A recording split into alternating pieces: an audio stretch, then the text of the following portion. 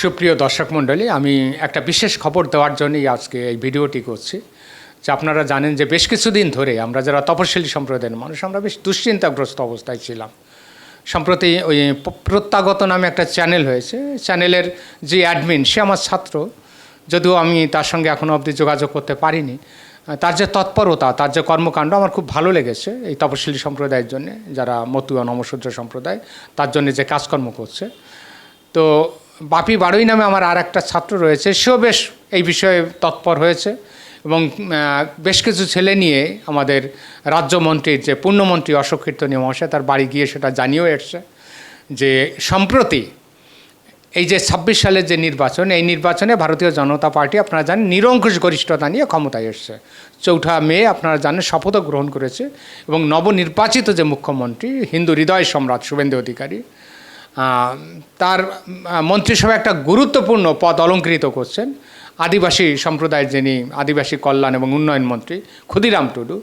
তিনি শপথ নিয়েই কিন্তু ঘোষণা করেছেন যে যত রকমের 2011 সালের পর থেকে এই পর্যন্ত ওবিসি সার্টিফিকেট, এসসি সার্টিফিকেট এবং এসটি সার্টিফিকেট যেগুলো ইস্যু হয়েছে, মানে এই তৃণমূল কংগ্রেস সরকার ক্ষমতায় আসার পর, জানেন যে তৃণমূল মানে চোর এবং যত রকমের কাজ করেছে প্রত্যেকটার মধ্যে কিন্তু কোনো না কোনোভাবে দেখবেন যে দুর্নীতি তার মধ্যে রয়েছে। তো অত্যন্ত স্বাভাবিকভাবে ক্ষুদিরাম টুডু যে রিভেরিফিকেশনের কথা বলেছেন, যে এসটি সার্টিফিকেট, এসসি সার্টিফিকেট এবং ওবিসি সার্টিফিকেট 2011 সালের পরে যত ইস্যু হয়েছে প্রত্যেকটা রিভেরিফিকেশন হবে, অর্থাৎ পুনর্যাচাই করা হবে।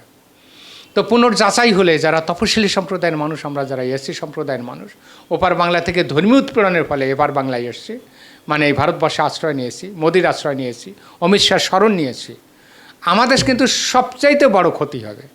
কেন ক্ষতি হবে?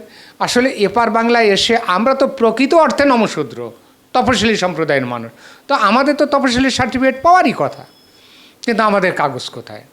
তো এরকম একটা পরিস্থিতিতে লিঙ্ক খুঁজে পাওয়ার জন্যে সরকারি যে নির্দেশগুলো রয়েছে সেই নির্দেশ কিন্তু অমান্য করে সেখানে কী করা হয়েছে, কখনো লিঙ্ক পাওয়ার জন্যে নিজেদের পরিচয় গোপন করে অথবা অর্থের বিনিময়ে তপশিলি সার্টিফিকেট আমাদের সম্প্রদায়ের মানুষ অনেকেই কিন্তু পেয়েছে।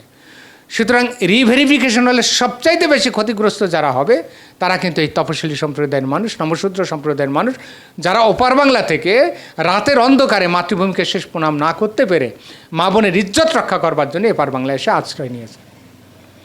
তা আমরা বেশ কিছুদিন ধরেই এই বিষয়ে যারা যথাযোগ্য কর্তৃপক্ষ দাবি জানাতে গেছিলাম, পারিনি। আমি নীলদর্পণে কেন্দ্রীয় মন্ত্রী, জাহাজ প্রতিমন্ত্রী শান্তনু ঠাকুরকে এই বিষয়ে একটা প্রশ্ন করে তার উত্তরে বলেছিলেন যে এই বিষয়ে আমার কিছু জানা নেই। সত্যি কথা বলতে কি, যে তখন পর্যন্ত কিন্তু কেন্দ্রীয় মন্ত্রী শান্তনু ঠাকুরের কাছে এই বিষয়টি সেইভাবে পৌঁছায়ওনি।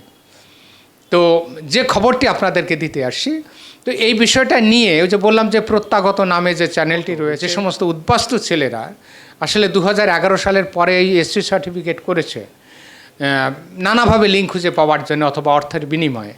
তো তারা তো দুশ্চিন্তাগ্রস্ত ছিল।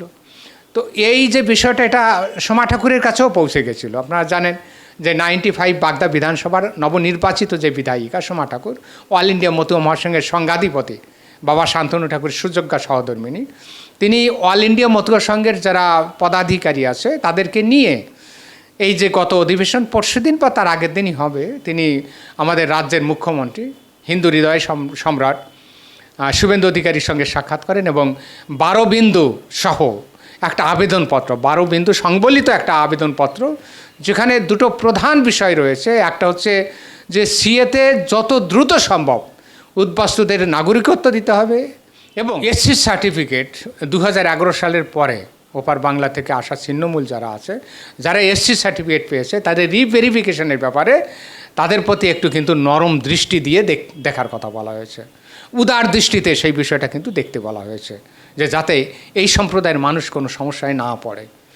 আপনারা অবাক হয়ে যাবেন যে প্রায় 1 কোটির ঊর্ধ্বে মানুষ আছে।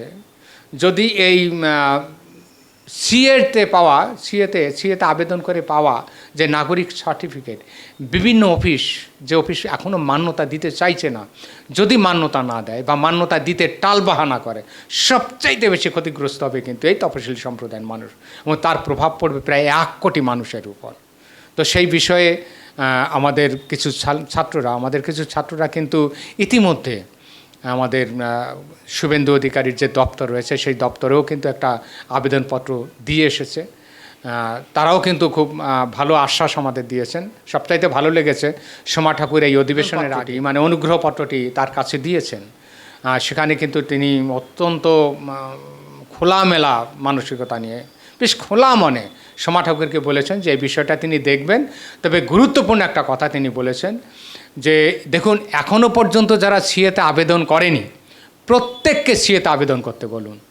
ভারত সরকার নাগরিকত্ব দেবে এবং যারা এই সিএতে আবেদন করে নাগরিকত্ব পাবে, সম্ভবত আমি বলছি যেহেতু রাজ্যের মুখ্যমন্ত্রী বলছেন, আশ্বাস দিচ্ছেন যে যারা সিএতে আবেদন করে নাগরিকত্ব পাবেন তাদের এই 2011 সালের পরে ইস্যু হওয়া যে তপশিলি সার্টিফিকেট আছে সেই তপশিলি সার্টিফিকেটে কোনো ঝামেলা হবে না বলে আমি মনে করি।